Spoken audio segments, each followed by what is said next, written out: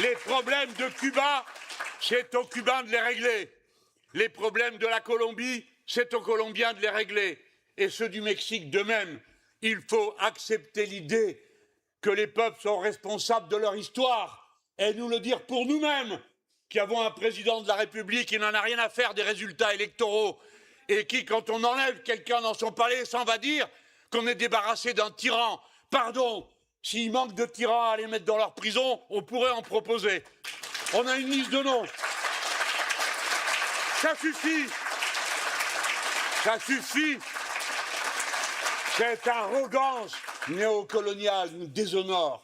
Nous autres, la France, nous sommes juste 69 millions d'habitants. Nous sommes au bout de la péninsule.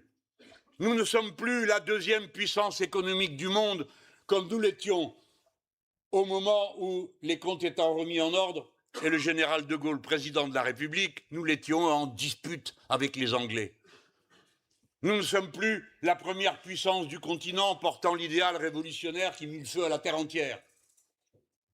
Eh bien, nous avons néanmoins la force de cette histoire. Mais alors qu'on ne nous déshonore pas en se comportant comme il le fait, en se réjouissant d'un enlèvement, en se réjouissant de toutes les basses manœuvres de quelqu'un qui le méprise. Parce que cet homme qui nous préside est un poulet d'élevage.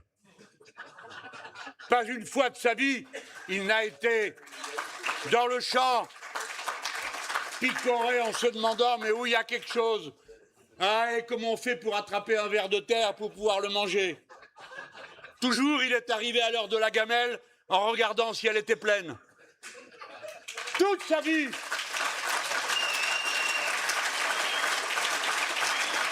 Ce pays est gouverné par une bande de poulets d'élevage. Et une bonne partie des organisations qui nous sont chères ou qui nous l'ont été est aussi gouvernée par des gens qui n'ont pas la moindre idée de ce qu'est un rapport de force, qui pensent que la vie et les élections, c'est comme au bandit manchot. On met une pièce, on tire sur le bras et on voit ce qui tombe. S'il tombe rien, on met une autre pièce et on recommence jusqu'à ce qu'il finisse par tomber quelque chose ou qu'on soit totalement ruiné à 1,67% par exemple. Les rapports de force sont le cœur de la vie entre les nations et entre les classes sociales. Quand je dis rapport de force, évidemment, il y a aussitôt tous les musiciens du ciel qui surgissent pour jouer les musiques doucereuses.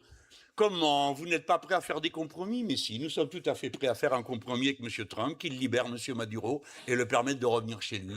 Parce que la libération de M. Maduro est un enjeu.